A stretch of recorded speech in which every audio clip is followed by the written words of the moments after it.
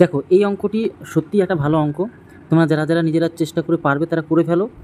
আর এই অঙ্কটা সত্যি কথা বলতে গেলে বেসিক ক্লিয়ার না থাকলে তোমরা কিন্তু পারবে না। দেখো কিছু লোক কোনো কাজের 3/7 অংশ করে কতদিনে? 28 দিনে। কাজের বাকি অংশ 21 দিনে শেষ করতে আরও 14 জন লোক নিযুক্ত করা হয়েছিল। ওই কাজে প্রথমে কতজন লোক নিযুক্ত হয়েছিল সেটা আমাদের চাইছে। দেখো একদম সিম্পল ওয়েতে তোমাদেরকে দেখিয়ে দিচ্ছি, তোমরা যেভাবে একদম শর্টকাট নিয়মে করবে। এখানে দেখো ব্যাপারটা হচ্ছে এই জিনিসটা তোমাদের প্রথমত বুঝতে হবে যে কিছু লোক তো জানি না, তাহলে কিছু লোক সামথিং কিছু ধরে নাও। কিছু লোক তুমি এক্স ধরে নিলে, ঠিক আছে?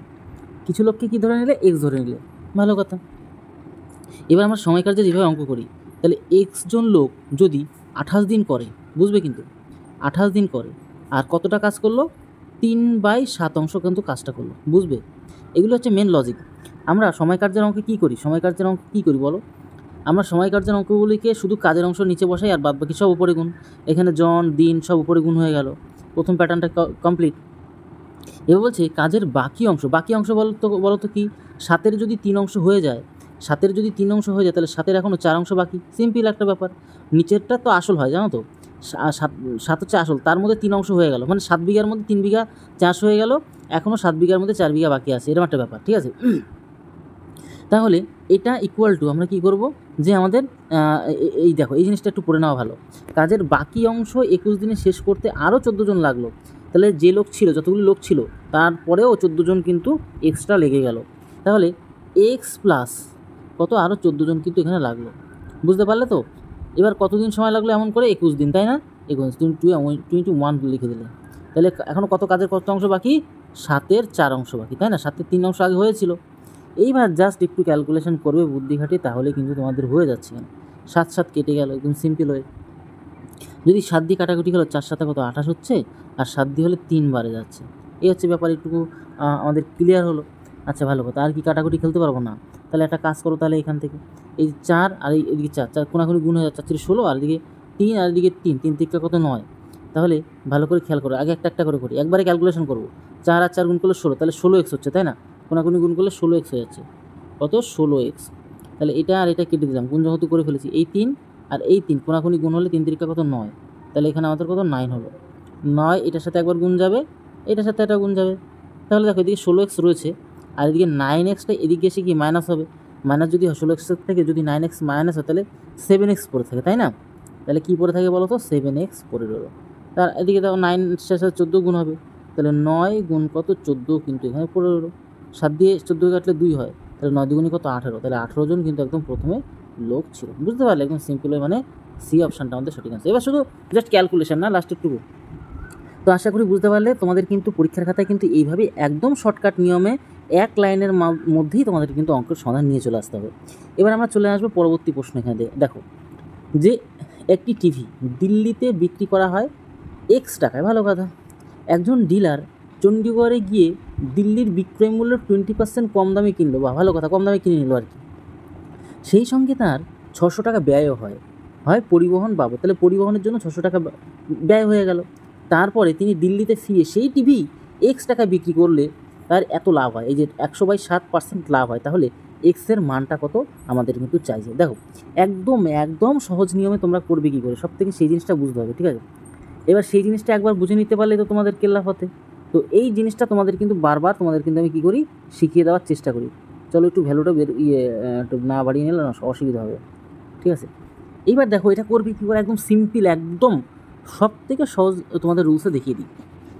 দেখো একটা জিনিস বুঝবে, এই কী করলো যে এক্স টাকা দাম ছিল, ভালো কথা, খুব ভালো কথা, কিন্তু 20% কম দামে কিনে নিল। মানে 20% কম দামে কিনে নিল মানে কি, যে 80/100 কিনে নিল, খুব ভালো কথা। তাহলে কিনে তোলে, কিন্তু আবার কিন্তু কমে কিনে নিল, কিন্তু 600 টাকা আবার এক্সট্রা হবে, খরচ চলে গেছে, ভালো, কোনো অসুবিধা নেই। তাহলে তার কেনার পরে সে কিন্তু আবার হ্যাঁ, তারপরে সে যখন দিল্লিতে গিয়ে ফিরে আবার কী করলো, টিভিটাকে এক্স দামে বিক্রি করলো। এবার এখানে একটা লজিক শিখিয়ে দিচ্ছি, বিক্রি করে তার আবার লাভ হলো, এগুলো কিনেছিল না, এরকম খরচ পড়েছিল, লাভ হলো কত? 100/7, মানে এরকম একটা ব্যাপার। এত লাভ মানে 100 সাথে জুড়ে দিই না, তাহলে 100/7, তাহলে এদিকে পার্সেন্ট আছে কিন্তু, বলো তাহলে গুণ করে 700কে 700 আর 1 জুড়ে গেলে 800/7, তাহলে 800/7, আর পার্সেন্টের জন্য নিচে 100 গুণ, মানে 700, 800/700। তাহলে গুণ দিয়ে দাও, একবার ক্যালকুলেশন সব দেখিয়েও দিলাম তোমাদেরকে, তাই না? যাতে অসুবিধাটা একটুও না হয়। এবার ব্যাপারটা হচ্ছে এখানে, তাহলে কত হচ্ছে বলো তো? উপরে 800, নিচে হচ্ছে কত? 700। ভালো কথা। এইবার একটা মজাদার বিষয় দেখো, 2 শূন্য কেটে দিলা, খুব ভালো হিসাব, কোনো অসুবিধা নেই। এবার তুমি দেখো তো, এই কোনাকুনি 7x হয়ে যায়, এগুলো একটু না বুদ্ধি দিয়ে ক্যালকুলেশন যা সুপার স্পিড হতে হয়। 7x হয়ে গেল, তাহলে 7টা কেটে দিলাম। আচ্ছা, খুব ভালো কথা। 0 কী করলাম? কেটে দিলাম। কাটাকুটিও যে সঠিক না জানবে না, সেই কিন্তু বারবার কেস খাবে, জানো তো। তাহলে 8 কত হয়? 64। বুঝবে কিন্তু 8 হচ্ছে কত? 64। 64x/10, এটা ডাইরেক্ট চলে যাবে এদিকে। তাহলে ডাইরেক্ট যদি নিয়ে চলে আসি, মাইনাস করে দাও একবার, ক্যালকুলেশন হয়ে যাবে। মাইনাস কত? 64, 8 64x/10। ভালো কথা। তাহলে এইবার যদি আমরা এদিকে কে পড়ে রয়েছে বলো তো? 8-এর সাথে এটার গুণ পড়ে থাকবে, মানে 600-র সাথে গুণ কত? 8। ভালো কথা। ইকুয়াল টু আমরা এদিকে ক্যালকুলেশন করব, 7×10 70 মাইনাস হচ্ছে 64। তাহলে কত হয় বলো তো? 70 থেকে 64 গেলে গিয়ে পড়ে থাকে 6x। 6x/10। ভালো। 6 কেটে মানে 100 পড়ে থাকছে, 100 মানে 800 হয়ে গেল, আর একটা শূন্য কোনাকুনি গুণ হয়ে গেলে তোমার হয়ে যাচ্ছে 8000। তো এইভাবে আমরা কিন্তু সেই যে এক্সের ভ্যালুটা কিন্তু বের করে নিই, যেটা আমাদের চাইছে। লাস্টে তো ক্যালকুলেশন, বুঝতে পারছো তো? আমি বললাম না, শুধু ক্যালকুলেশন ফার্স্ট যদি হতে পারো, তাহলে কিন্তু তোমরা কিন্তু একটা লাইনেই তোমরা কিন্তু ক্যালকুলেশনের করে অ্যান্সার বের করে নিয়ে চলে আসতে পারবে। চলো, এই প্রশ্ন প্রত্যেকটা কিন্তু খুব ইম্পর্টেন্ট, খুব মারাত্মক ইম্পর্টেন্ট। এবার চলো এই প্রশ্নটা দেখো। আয়েশা যখন জন্মগ্রহণ করে তখন তার বাবার বয়স ছিল 38 বছর। আগে প্রথমে অঙ্কটা একটু পড়ে নিই। এবং তার ভাই যখন জন্মগ্রহণ করে তখন তার মায়ের বয়স ছিল 36 বছর। আয়েশা তার ভাইয়ের থেকে 4 বছরের বড়। আয়েশার বাবা ও মায়ের বয়সের পার্থক্যটা কত, সেটা আমাদের চাইছে। দেখো, এই অঙ্কগুলো না একটু বুদ্ধি খাটিয়ে অঙ্ক করতে। কী খাটিয়ে? বুদ্ধি খাটিয়ে। তাহলে আয়েশা, তাহলে তুমি এক এক করে লেখো, বেশি লিখবে না, কখনো বেশি লিখতে যাবে না। এটা আয়েশা, এটা হচ্ছে আয়েশার ভাই, মানে সব শর্টকাটে, ঠিক আছে? মানে কখনোই বেশি লিখতে যাবে না।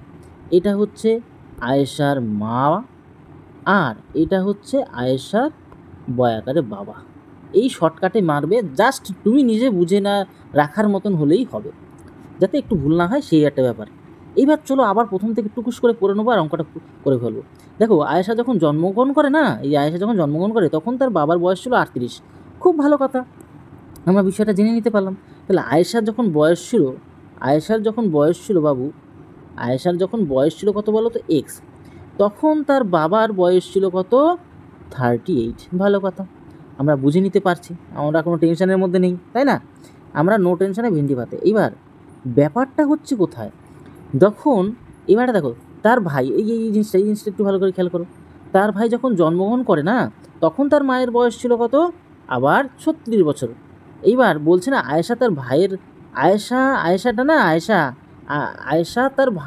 তার ভাইয়ের থেকে 4 বছরের বড়। আচ্ছা, তাহলে আয়েশাটা তার ভাইয়ের থেকে 4 বছরের বড়, এটা তো তার ভাই বলেছি, আয়েশার ভাই। তাহলে আয়েশার ভাইয়ের থেকে যদি আয়েশা 4 বছরের বড় হয়, তাহলে উল্টো করে বলতেই পারি যে আয়েশার থেকে তার ভাই 4 বছরের ছোট, তাই না? এটা বলতেই পারি। তাহলে একটা কাজ করলে হয়, তাহলে এর থেকে যদি 4 বছরের ছোট হয় আয়েশার ভাই, তাহলে x-4 দিয়ে দাও। তাহলে এই যে যখন আয়েশার ভাই জন্মগ্রহণ করেছিল না, তখন তার মায়ের বয়স, আয়েশার মায়ের বয়স কত ছিল বলো তো? 36 বছর বয়স ছিল। এইবার হচ্ছে কি মেন গল্পটাতে চলে আসো। এখন আমরা জাস্ট সাজিয়ে নিলাম, এবার গল্পর আকার তোমাদেরকে বুঝিয়ে দিই। দেখো ব্যাপারটা হচ্ছে, দেখো ভালো করে বুঝবে। তাহলে আয়েশার 4 বছর পরে তার ভাই জন্মগ্রহণ করেছে না, তখন মানে একদম বর্তমান আপডেট মনে করো এটা। তাহলে আয়েশার 4 বছর পরে তার ভাই জন্মগ্রহণ করেছে, তখন তার মায়ের বয়স ছিল 36। তাহলে এই যে আপডেটটা, তার ভাই এবং তার মা, তার এই ভাই এবং মায়ের আপডেটটা একদম রিসেন্ট আপডেট, 4 বছরের পরের আপডেট, মানে একদম রিসেন্ট আপডেট। কিন্তু কিন্তু পরন্তু আয়েশা এবং আয়েশার বাবা কিন্তু 4 বছর আগের আপডেট, এটা 38 বছরটা। তাহলে যদি 4 বছর আগের আপডেট হয়, কারণ কি, আয়েশার থেকে তো আয়েশার ভাই 4 বছরের ছোট, এবং সেই আপডেটটা আমরা পেলাম আয়েশার মা, একদম রিসেন্ট বয়স এগুলো হচ্ছে আয়েশার ভাই এবং আয়েশার মায়ের রিসেন্ট, মানে একদম বর্তমান বয়স। কিন্তু পরন্তু 4 বছর আগের কাহিনী যদি চলে যাও, তখন কিন্তু আয়েশার জন্ম হয়েছিল। তাহলে সেই আপডেটটাই তার বাবারও। তাহলে 4 বছর যদি আমরা জুড়ে নিই, তবেই একদম রিসেন্ট আপডেট হয়ে যাবে। কেন 4 বছরের পার্থক্য ছিল এখানটায়, একদম সিম্পল আর। তাহলে 4 বছর জুড়ে দাও, তার বাবার সাথে জুড়ে দিলেই কিন্তু তার এই আয়েশার বাবার রিসেন্ট আপডেট বয়সটা বেরিয়ে পড়বে। তাহলে কত? 42, তাই না? 38 আর 42। এখন এই যে দুজনের মধ্যে যে আপডেট, আয়েশার মারও বর্তমান আপডেট এটা, আর আয়েশার বাবারও বর্তমান আপডেট করে নিলাম। তাহলে এখান থেকে আমরা বুঝতে পারলাম 36-এর থেকে তার মা আয়েশার মা আর আয়েশার বাবার পার্থক্যটা 36 আর আমাদের 42-এর পার্থক্যটা 6 বছরের ডিফারেন্স। তো আমরা বুঝে নিতে পারলাম বি অপশানটা কিন্তু আমাদের একদম সঠিক অ্যান্সার হয়ে যাবে। চলো এবার আমরা চলে আসবো পরবর্তী আমাদের এখানে প্রশ্নতে। দেখো এই টাইপের প্রশ্ন কিন্তু পরীক্ষাতে আসবে, তাই তোমাদেরকে দেখি একটি গোলীয় মানে ওই যে গোলক যেটা বলি আমরা, গোলীয় আধানের বহিঃব্যাসার্ধ 11 সেমি ও আন্তঃব্যাসার্ধ হচ্ছে 10 সেমি হলে গোলীয় আধানের সমগ্রতলে ক্ষেত্রফলটা আমাদের চাইছে। দেখো অনেকে না এই ছোট্ট ছোট বিষয়টা না বুঝে উঠতে পারে না, তখন কিন্তু বিরাট বড় মনে একটা কেস খেয়ে যায়। চলো আমি তোমাদের একটা দুর্দান্ত মানে জিনিস দেখিয়ে দিই। ব্যাপারটা কী বলো তো, ব্যাপারটা বুঝবে, একটু ব্যাপারটা বুঝে নাও তাহলে তোমরা কিন্তু বেঁচে যাবে এখানে। দেখো এখানে একটা খুব দুর্দান্ত একটা ব্যাপার রয়েছে। দাঁড়া 1 সেকেন্ড, আমরা এখান থেকে চলে আসবো, তাহলে সব থেকে বেটার হবে এখানে। যে এই যে গোলকীয় দর্পণটা না, দাঁড়াও 1 সেকেন্ড, একটু মিডিল থেকে করি তাহলে সব থেকে বেটার জায়গা। হ্যাঁ জাস্ট সাপোজ এরকমই ধরে নাও, একটু উপর থেকে বসালে খুব বেটার হবে। দাঁড়াও 1 সেকেন্ড, হচ্ছে না যে ঠিক জায়গার মতন বসানোটা খুব চাপ হয়ে যায়। আচ্ছা জাস্ট সাপোজ ধরে নাও চারিদিকে সমান আছে, ঠিক আছে। দাঁড়া 1 সেকেন্ড, আরেকবার ট্রাই করি, লাস্ট ট্রাই, হচ্ছে না।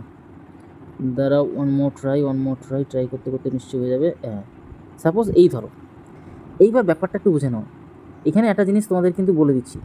দেখো এই যে মনে করো এই যে ভেতরে এই যে মানে যে গোলকটা যেটা ফাঁপা আর এই সাইড দিয়ে নিরেট একদম মানে কি বলবো মানে সলিড যেটা বলি আমরা, এখান দিয়ে সম্পূর্ণ পুরো লোহার জিনিস দিয়ে তৈরি, ঠিক আছে। লোহা হোক তামা হোক যাই কিছু হোক দিয়ে তৈরি। তাহলে এই যে বাইরের যে ব্যাসার্ধ, বাইরের যে মানে বক্রতল আর ভেতরের বক্রতল দুটো রয়েছে না, তাহলে এই ভেতরের যে বক্রতল আর বাইরের যে বক্রতল পৃষ্ঠতল, এগুলো কিন্তু আমাদের টোটালের সমগ্রতলের ক্ষেত্রফলটা কিন্তু আমাদের চাইছে।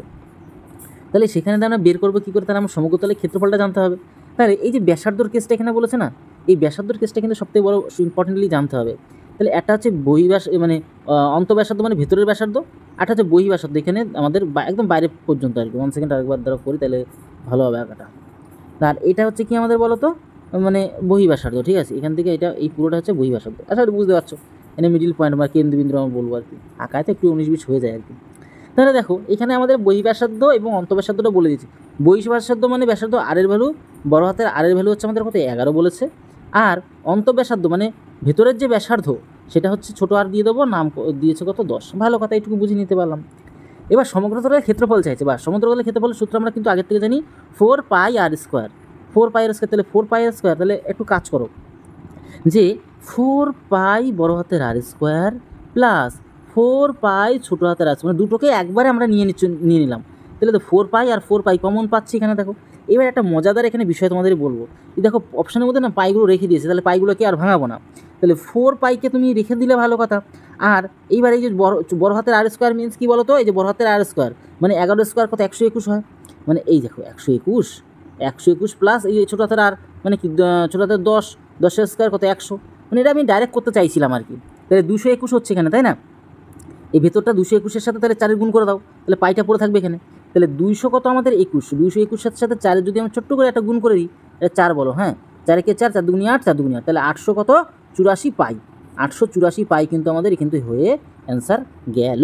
মিনস আমরা দেখতে পাচ্ছি যেখানে আমাদের এই অপশানটা কিন্তু আমাদের সলিড এবং সঠিক অ্যান্সার হয়ে গেল। তো এইভাবে তোমাদেরকে যেটা পরিমিতির অঙ্ক ক্লিয়ার করানো আছে, প্রত্যেকটা চ্যাপ্টার ভিত্তিক করানো আছে। তোমরা যারা অ্যাডমিশন নিয়ে ভালো করে চ্যাপ্টার ওয়াইজ তোমার হচ্ছে পাটিগণিত, বীজগণিত, পরিমিতি প্লাস তার পাশাপাশি রিজনিংয়ের যে সমস্ত পরীক্ষা রিলেটেড যে সমস্ত কোশ্চেনগুলো পরীক্ষাতে আসে সেগুলো তোমরা শিখে নিতে পারবে। তোমরা যারা ইচ্ছুক অবশ্যই আমাদের অফিসিয়াল নাম্বারে যোগাযোগ করো। তাহলে ভিডিওটি আজকে এলো, তো তোমার পরিবারের সাথে ভালো থেকো, সুস্থ থেকো, জয় হিন্দ, জয় ভারত।